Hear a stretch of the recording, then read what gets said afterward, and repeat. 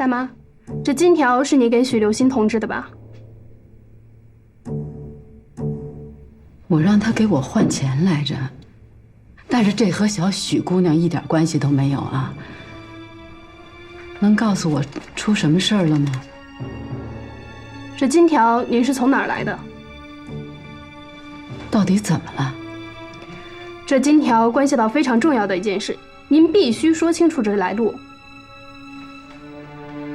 这就是我儿子原来的同事，把这个捐给我，让我给孩子看病的。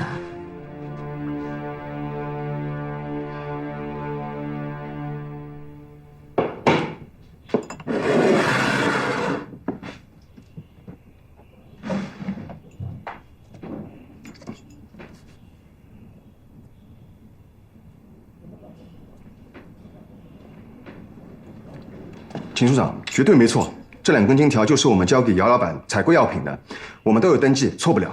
啊，是吗？那好，谢谢你们，辛苦了。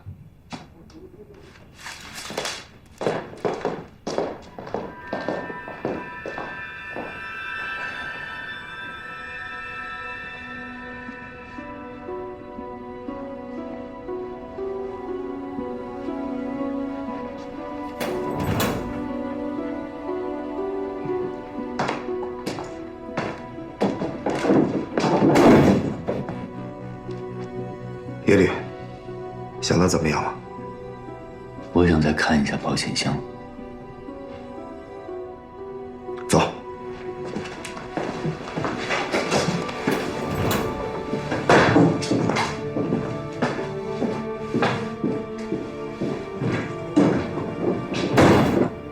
通酒检查过了，没有生锈的痕迹。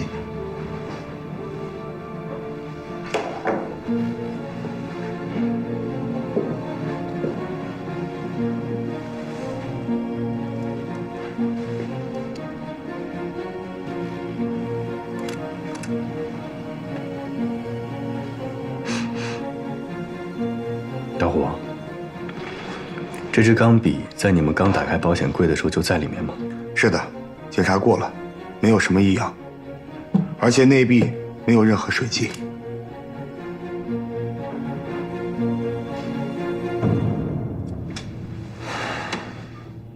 带我去见处长吧。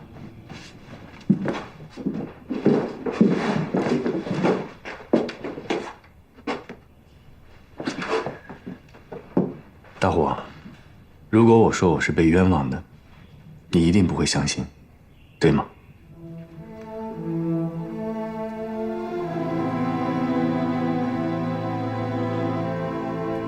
对。为什么？就是因为我最近急需要钱？这是推理，我更看重证据。我明白了。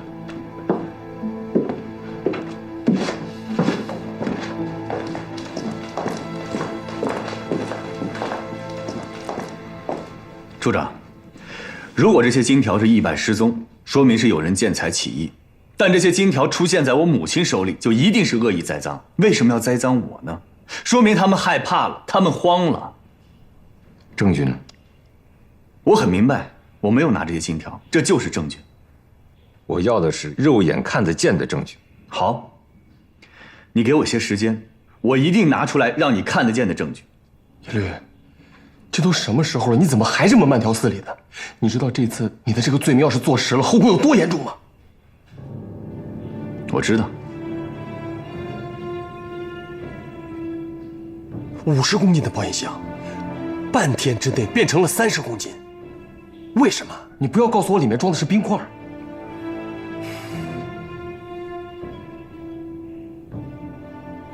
你也不相信我吗？处长，我还是相信耶律是被人陷害的。这种话你不要跟我说，你去跟军管会说，跟司令员说。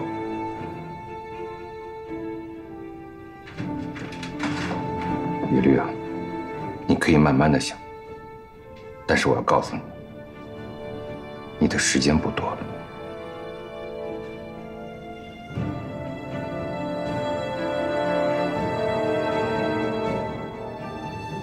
想明白了吗？你母亲手里的金条，你可以说是别人栽赃陷害，可你搬回来的保险柜呢，就放在军管会的办公室里，封条、门锁都是完好无损的，为什么会突然间少了20公斤呢？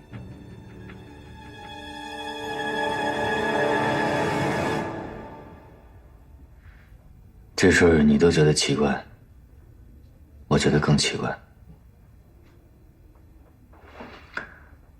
我还没有想好。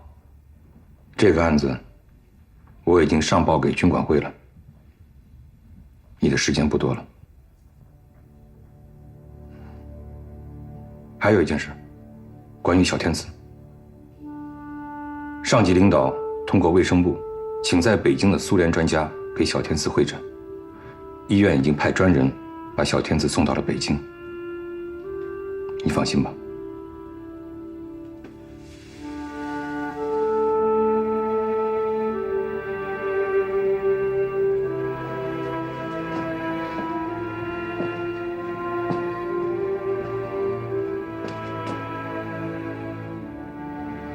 处长，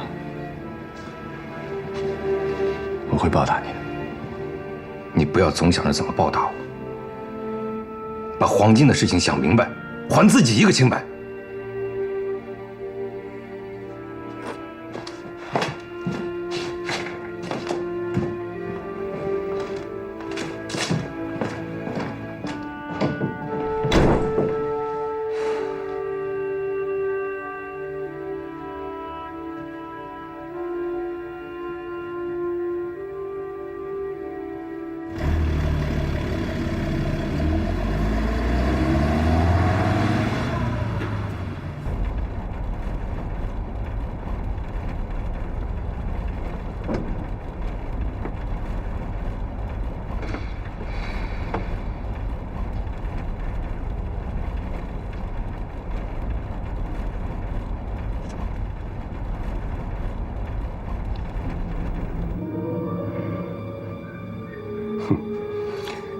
耶律这小子，这回估计是在劫难逃。不过我就怕他死之前反咬一口，所以我们还是要多想几个后招。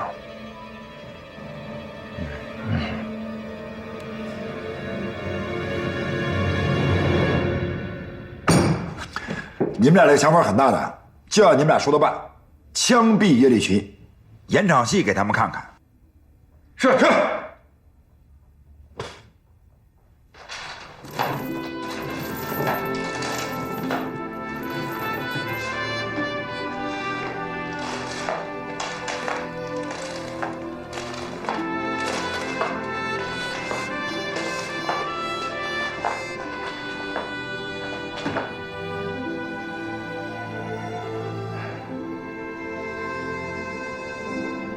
是我的判决下来了吧？叶瑞奇啊，你是个聪明人。如果真的跟你想的一样，那么你最后最想做的一件事情是什么？我在我的职权范围之内，一定让你如愿。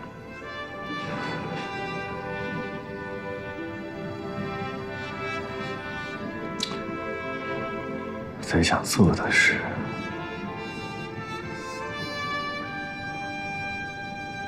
我想再打场球，但是我还有一个请求，能不能先别告诉我妈？我怕她受不了。好，我答应你的请求。谢谢。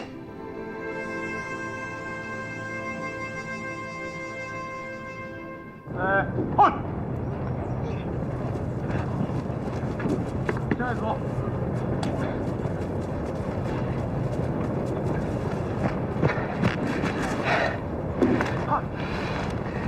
太君啊，咱们现在这个战术太依靠耶律齐了。哎呀，没有办法啊，我们不是力量见长的队伍，这进攻主要靠4分卫了嘛。赶紧想个办法，找个人替代耶律齐吧。为什么呀？叶绿琪出事了，你不知道？啊？出事了？他伤了？叶绿琪犯了很严重的错误，明天就要执行枪决了。真的假的呀？我骗你干嘛？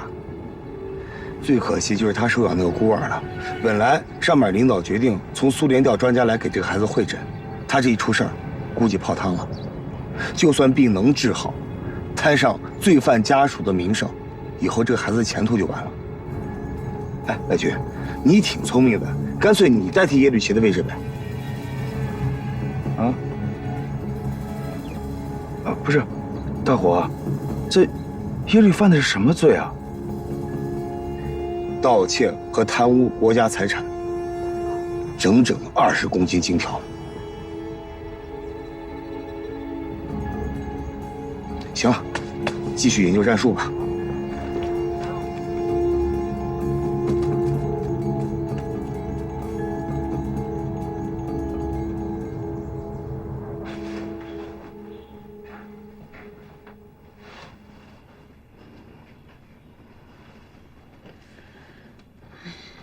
Возможно, будут какие-то выводы в дальнейшем. Сейчас бесполезно об этом судить.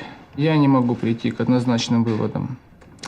Надо будет связаться с товарищами в Свердловске, провести диагностику. Сейчас мы ничего на месте не решим. 虽然说这个病很罕见，他们也要回去查一些资料。哦，谢谢医生，谢谢。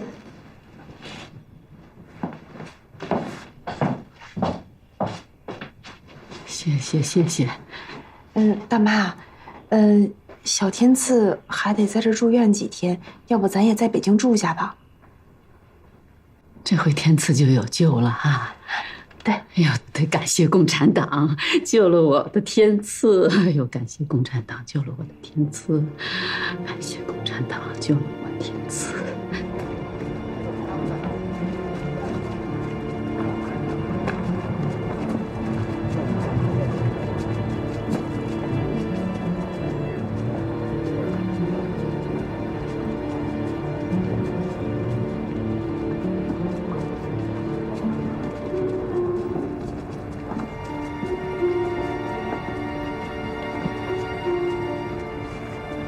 你们上看台吧。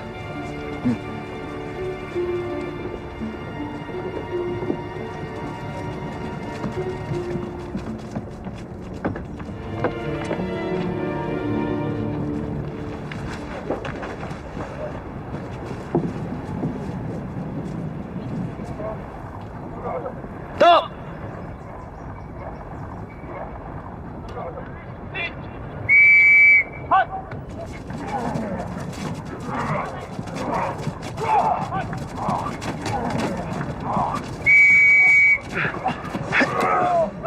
这个特务！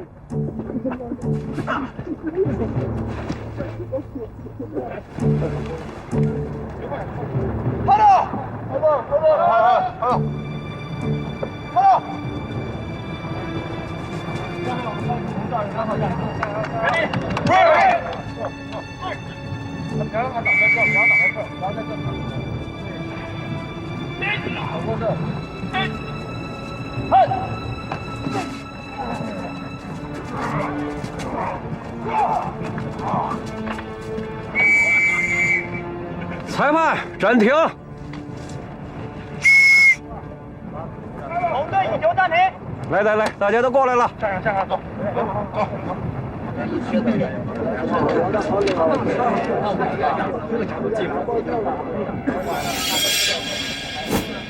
巴比哪吒在剧场复活的那一幕是你做的吧？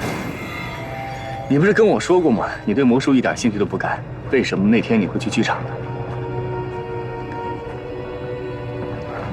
我临时对这个感兴趣，想去看一下，怎么了？你可真的不是突然产生兴趣了，你是去剧场散播一种化学毒剂，让在场所有的观众都产生幻觉。我说的对吗，化学专家？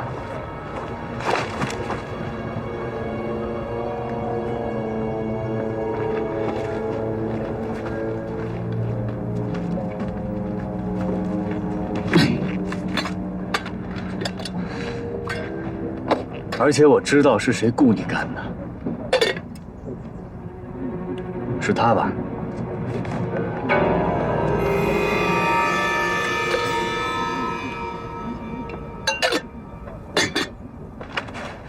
没关系，我非常理解你的感受，因为我现在也正被一个生病的孩子困扰着。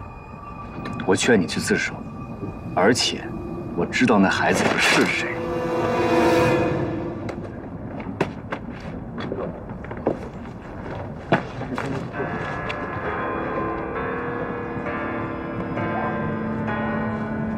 行了，上场吧，加油啊，小朋友，加油！也许白驹为了儿子会把真相带进坟墓里，永远不透露给任何人。而现在所有的信息，不管是哪一条走漏出去，都意味着军管会内部人员有问题。这个人会是谁？我觉得我已经离他越来越近了。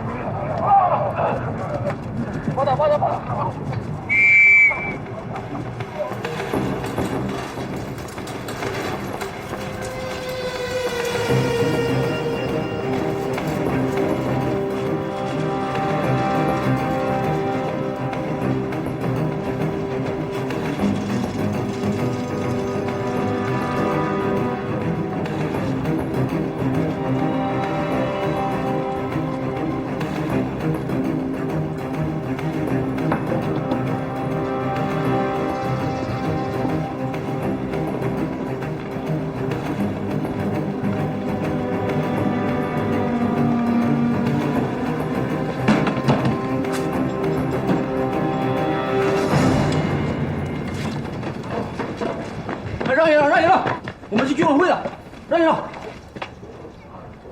快送医院。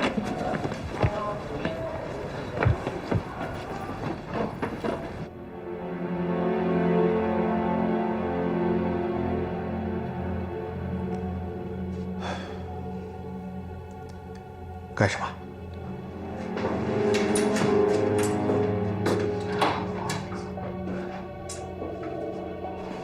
处长，尸体已经解剖了，姚老板的死因是高血压引发的心脏病。我们也查过了，姚老板确实有高血压病史。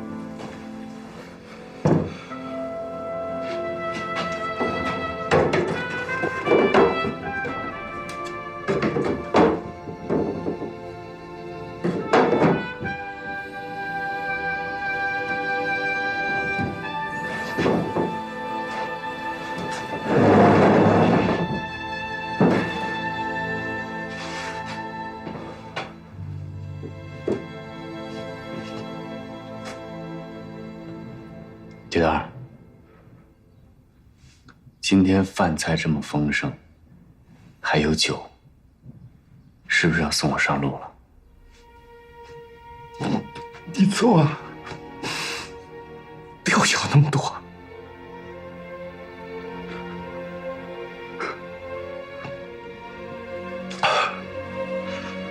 人总是一次一次的绕欲望街道。这是你说的，但是你不是为了你自己，你是为了小天赐。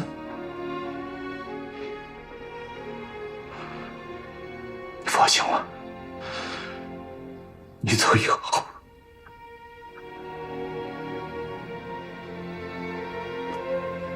后，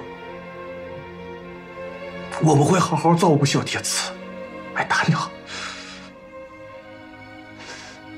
放心吧。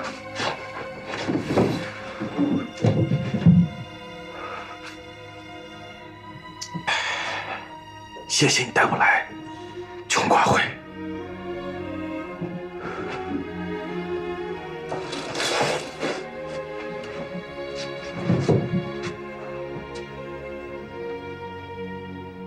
铁蛋儿，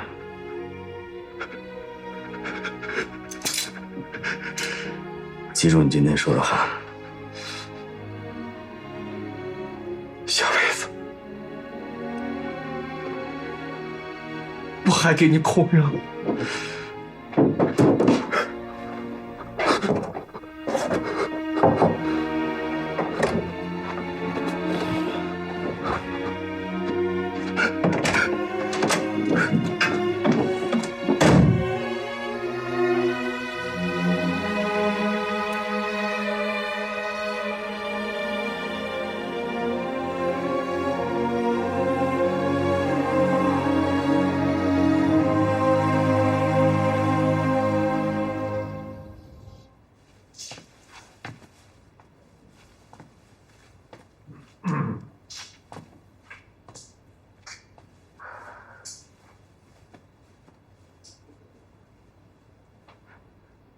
你让我配置那些干兵，是不是用来陷害耶律的？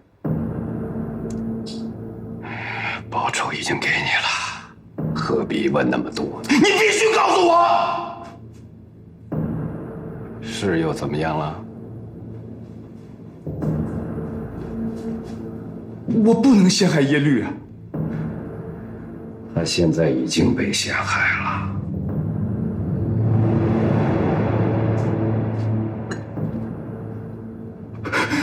我去自首，我把耶律换回来。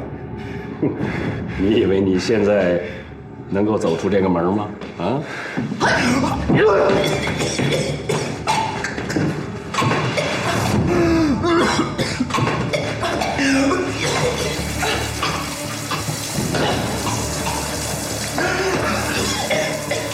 等等。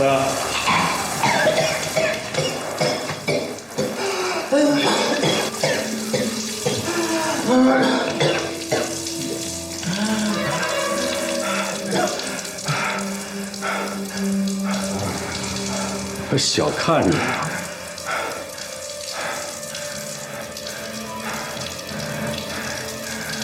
我在诗里的很多地方都用这种乙烯墨水写下了你让我干的所有的事儿。如果我不定期去维护，它就会在特定的时间出现。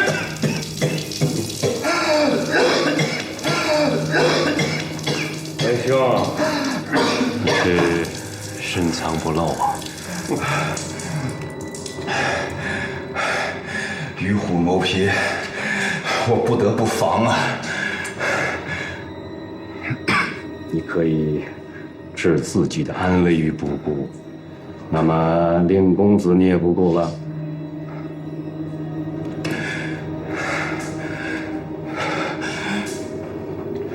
刘兄，我们再做一笔交易好不好？只要你放过耶律，我保证，我出什么事我都不会连累你。好，那我们就讨讨价，看看能不能成交。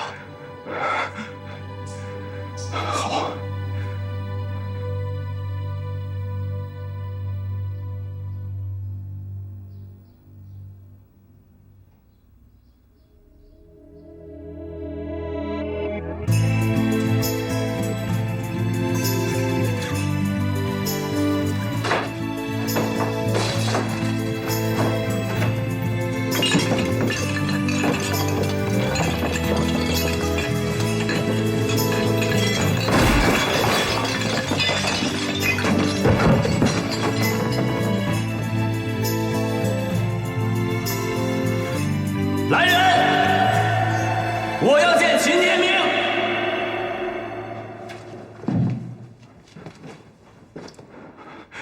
答应你的事情我一定做到，绝不横生枝节。刘某为了党国大义，刚才出手重了点儿，白凶害汉。您为您的大义，我只为我的儿子。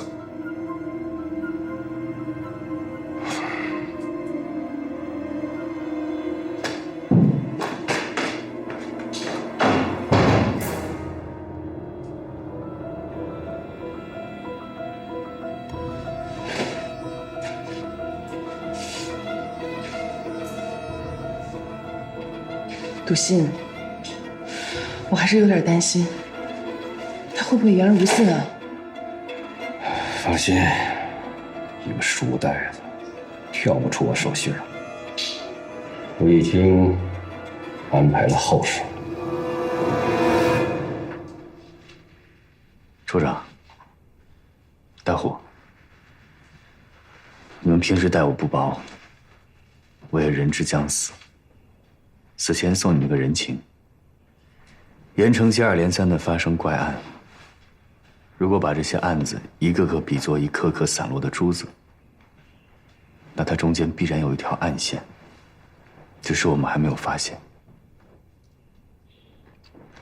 你是想说，你发现了这条暗线？他是谁？大金银行刘笃信。证据呢？咱们先从小丸子被杀说起。小丸子是个妓女，即便是日本妓女，也是沦落红尘的可怜人。为什么非要置一个妓女于死地呢？盐城的妓女多了，为什么非要杀小丸子？她和其他妓女一定有不同之处。那么相比之下，她和其他妓女最大的不同就是她不是中国人。别忘了，国民政府倒台以前，四处搜刮民间财产，实行了2次币种改革，而能抵挡住币种改革带来贬值风险的，只有金银外币。但国民政府又明令禁止民间持有和流通金银外币。如果你手上有金银外币，又想规避风险，你会怎么办？金融的事儿我不懂，你必须懂。将来国家太平了，没有那么多特务导弹，一半的案子都会跟金融有关。最保险的方法就是把这些外币存到银行里，而且是外资银行。那么要在外资银行存钱，必须要有一个外国人给你开户才行。这么一来，小丸子的价值是不是显而易见了？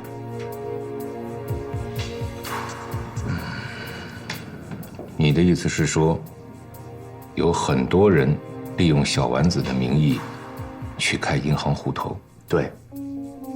如果你是开银行的，有很多人在你银行存了钱，但是他们都因为战乱逃跑或者死亡。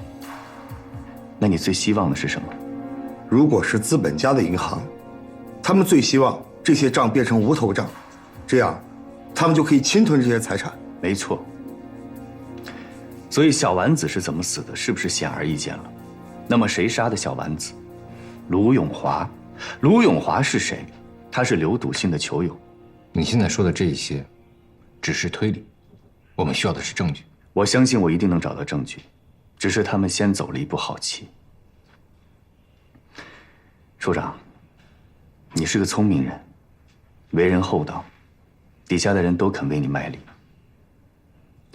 大虎，你是个执着的战士，执着就是力量。橄榄球你都能学会，天下就没有办不了的案子了。好了，我已经把嫌疑人给你们指明了，我也相信你们一定会抓住狐狸的尾巴，只是早晚问题。还有，刘笃信私匿的那些储户，不一定都是意外死亡，我怀疑还有蓄意谋杀，就是为了图财害命。所有怀疑的线索我都记在了我的日记本上，本子就在我的抽屉里。刘笃信为什么要冒着生命的危险私匿储户的财产？那马扶摇为什么要四处敛财呢？你的意思是说，刘笃信和马扶摇是军统的同伙？如果他要是个普通罪犯，拿到了钱就应该一走了之，但他拿到了钱，还依然冒险留在盐城，这一定是为了主义，而不是欲望。刘笃信是一个非常非常狡猾的人，连我耶律都能被他陷害，而且我至今都想不到他是如何做到的。所以你们要跟他斗，必须打起12分的精神。耶律啊，谢谢你，谢谢你给我们提供这些线索。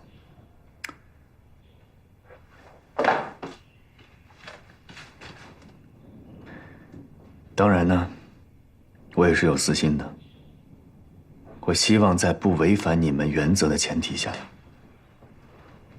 对我的母亲还有天赐多一些照顾。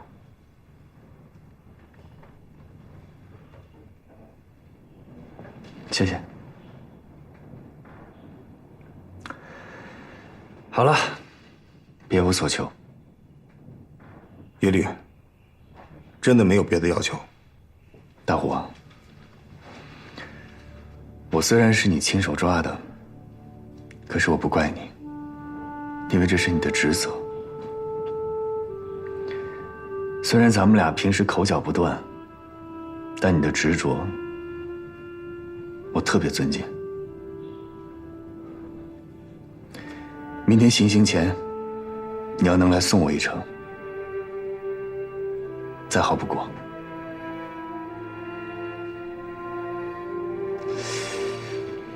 我耶律没什么朋友，也没尝过友情的滋味。如果死之前还能有朋友来送我，我期待着。我一定去。处长，小许是个好姑娘。她虽然检举了我，我不怪她，请你一定要帮我告诉她。好。好了，不在这婆婆妈妈了。等我死了以后，你们破了案，把案子来龙去脉写在纸上烧给我，我倒要知道，这20公斤的黄金到底是怎么不翼而飞的。走了。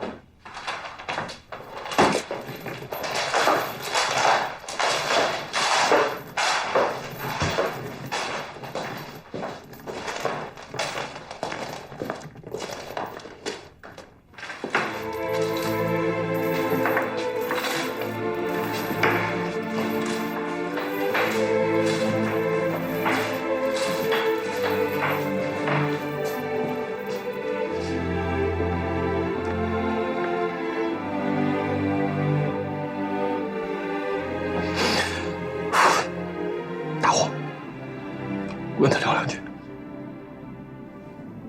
谢谢。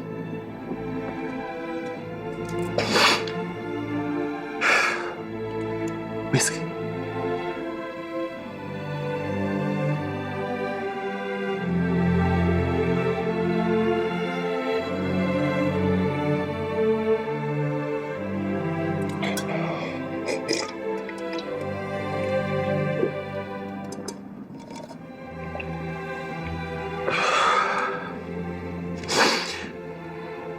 琪琪，哥没本事，哥没你那个脑子，不能替你洗脱冤情。但是我知道不是你干的，我这每天晚上我都睡不着觉，我特别后悔，在找到你之前就跟小许把这个事儿捅到了处长那儿。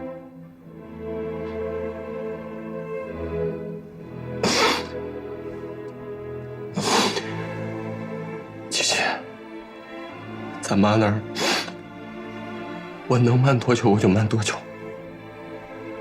你最后有我呢，你放心，那是我亲妈。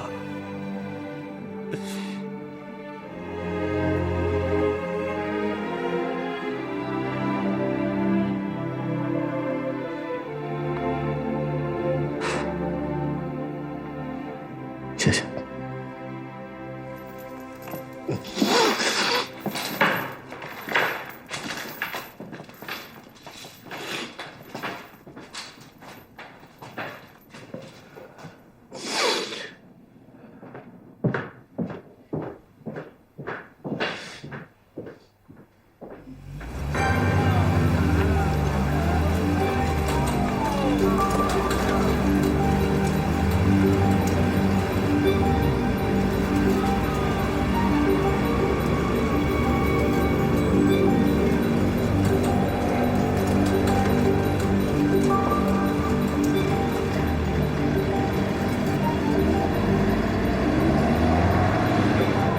耶律真的要被枪毙啊！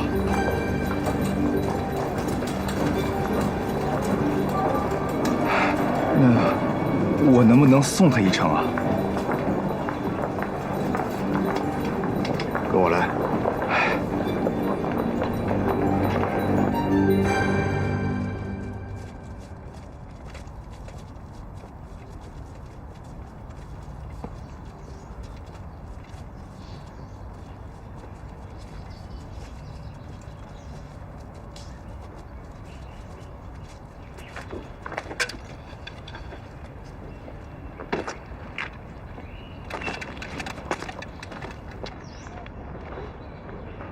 燕秋，哎，等会儿，怎么了？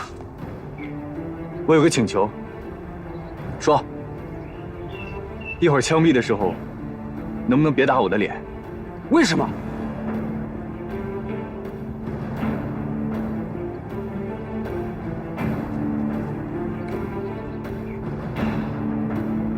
因为我怕我妈来收尸的时候，看到我会太难过。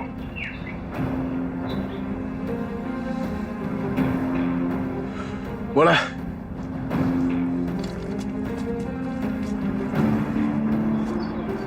预备！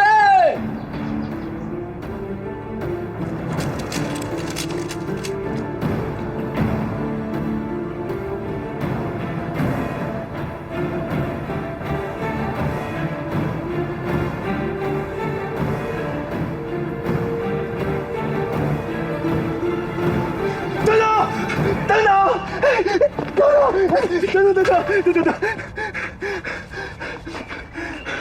把枪放下！孙长官，耶律是冤枉的。你怎么知道？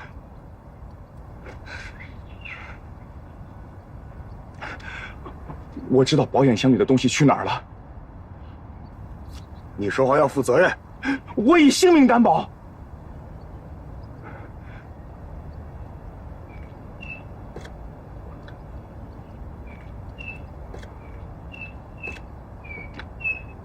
很好，来人，把白驹带回去。好。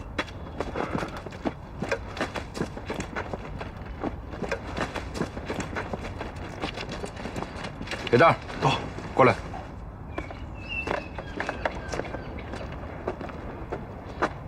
验枪。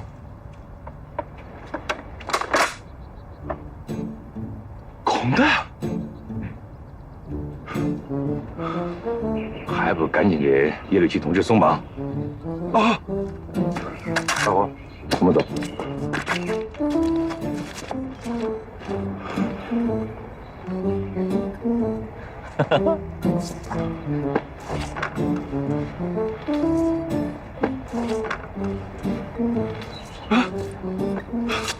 哭了，哭什么？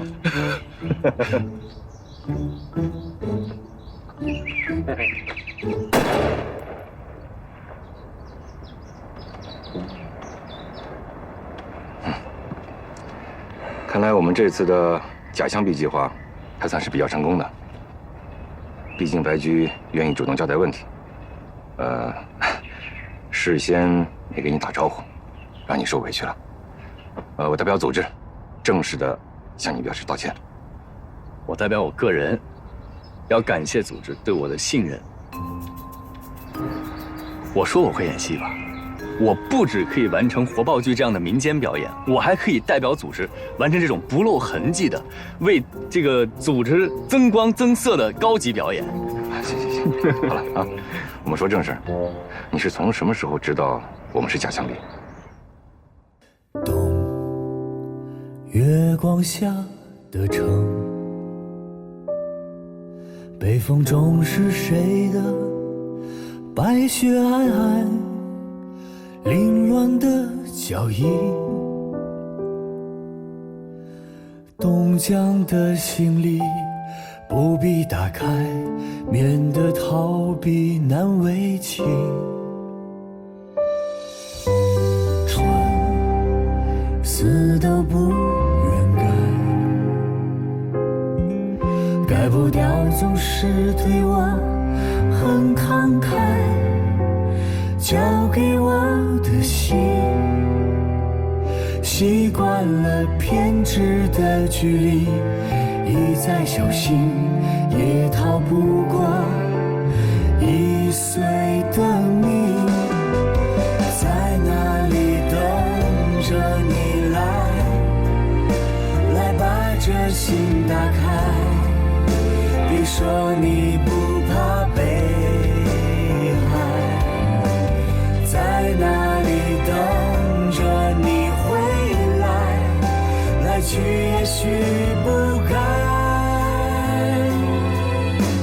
错过彼此的精彩。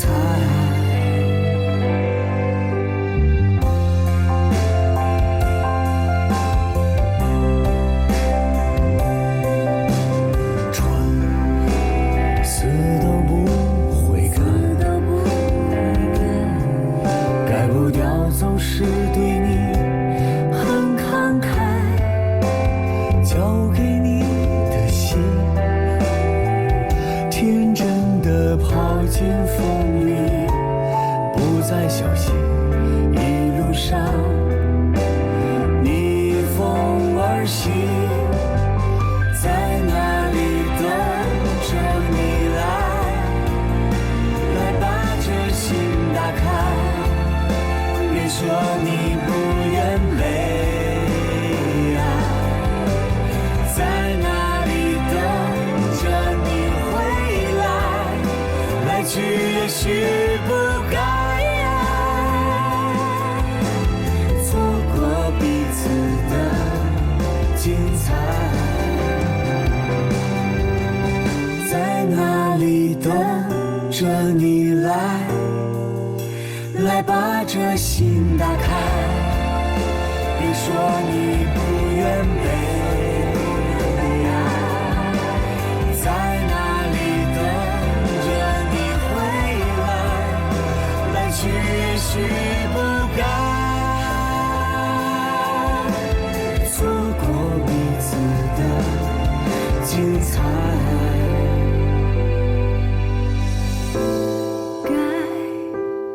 或是不该，那么一定是精彩，精彩的不该。